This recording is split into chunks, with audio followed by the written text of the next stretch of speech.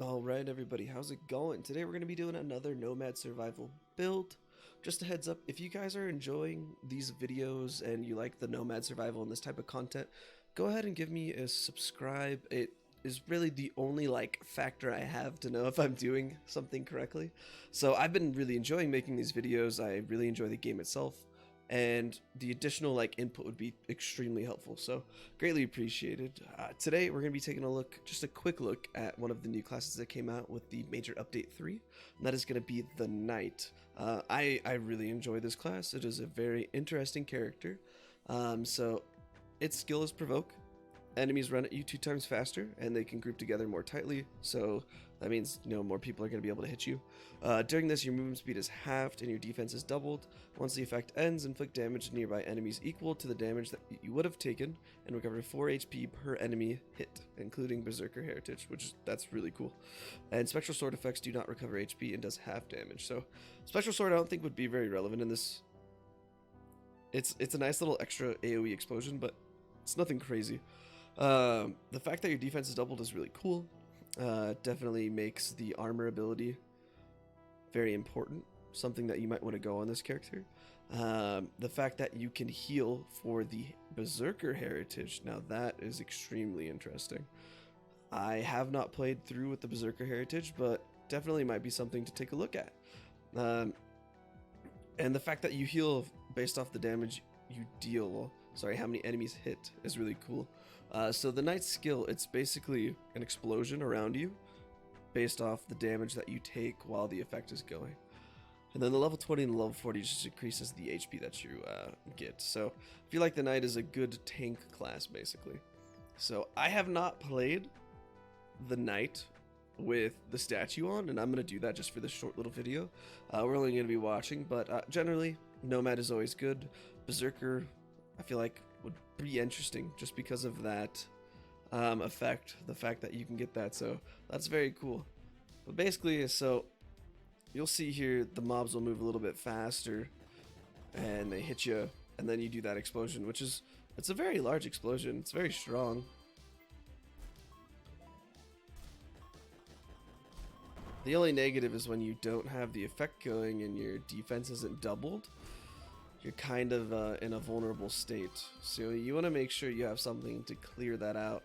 Obviously, I'm playing statue, so I'm standing still, but you'd be moving around in most instances. The Knight is very cool.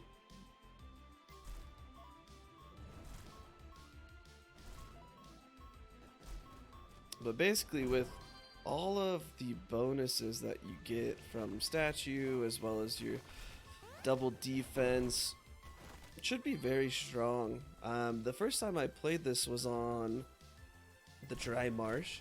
I just tried out the Knight. There was that achievement so that you could get the statue, which was beat a whole game without moving. And so I played the Knight on the Dry Marsh, and yeah, it was disgusting. I think I went Nomad, but I just stood still the whole time. And there was no issues. It was very, very strong.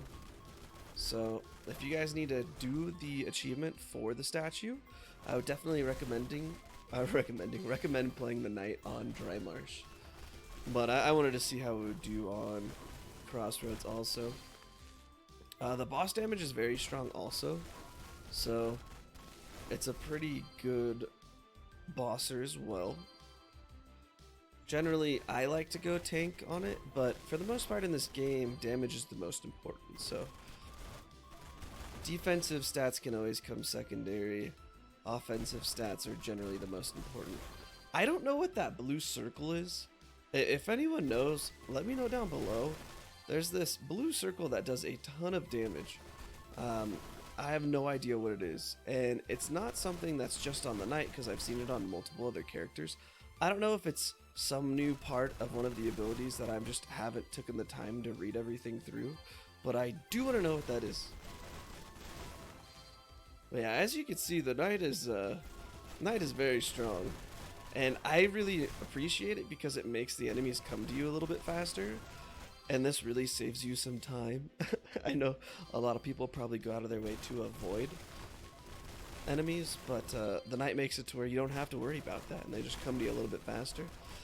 The knight is extremely fun on the dungeon map. If you want to have a good time and enjoy some like real high intense gaming, definitely play the knight on the dungeon map. I'm not saying using statue heritage, but playing the knight on that map gets really, really intense. I was doing the sacrificial altar achievement with the knight, and that was a lot of fun. You can get really stuck in that top area where the little hole for access to the sacrificial altar area is, but that was a ton of fun. The increased movement speed is very, very interesting. Also, don't feel the need to go statue. I've just been picking statue a lot because I've really been having a fun time with the increased HP and SP regen. I feel like that works very strong with these two new classes, both the Whisper and the Knight. Having that increased SP regen is huge.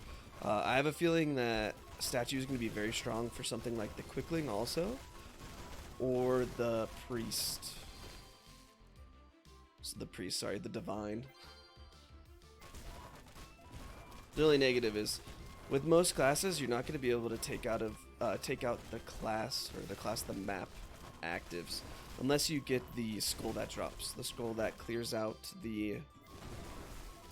basically the whole map. That blue circle is what I was talking about, by the way. I have no idea what it is. I've one-shot bosses with that. I've seen numbers up to like 130,000 in that blue circle. I have no clue what it is.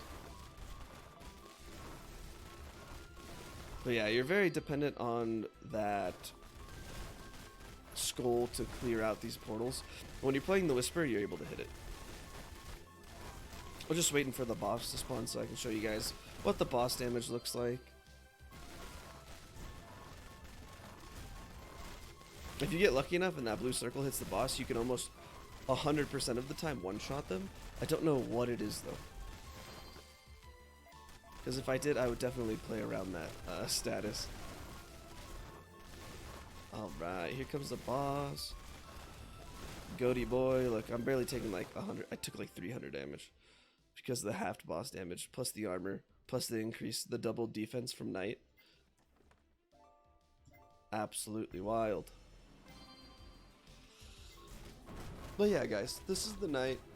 I think it's strengths are defensive sided stats, so generally I would probably play him with one or two very strong offensive abilities, so things like Colorless Glyph, Lightning Strike, and maybe Icicle Barrage, depending on what map.